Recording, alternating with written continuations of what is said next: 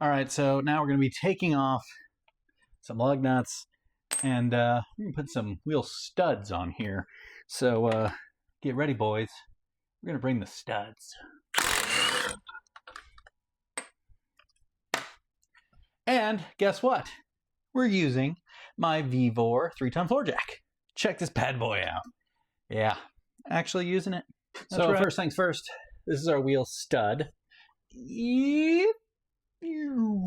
Okay, so it actually has a hex, which is like a 5mm hex, and you can use to install it. Now it does say, do not use this to torque it to the 25 foot-pounds. I'm kind of curious. Why not? It's only 25 foot-pounds. I don't know. Seems kind of silly.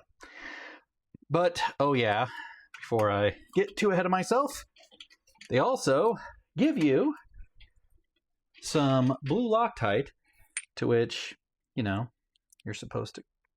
I gotta cut that off. Hold on.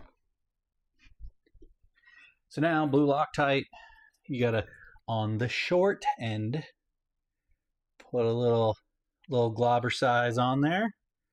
We'll set that right there. Then you come in here, put her on, bring this in. Now, again, 25 foot-pounds. It's not a lot. So even though the instructions say don't do it, this is by far the easiest way to do it rather than the double nut method. So I think I'm going to be dangerous. I mean, that's all it is. That's 25 foot-pounds.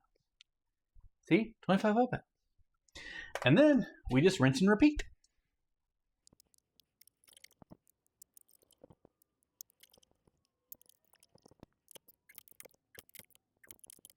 And there you have it. So basically you just go around the whole car, do the same thing all over again. And man, now I'm gonna put my tire back on, and this is all I have to do is line this up with these. Oh, looky there. It's on the car. It's so much easier. Brings a tear to my eye. That's how it should be, guys. That is how it should be. Wheel studs, making this car better every step of the way, and it looks good too. Check them out. Now we bring it on down, and we torque it up.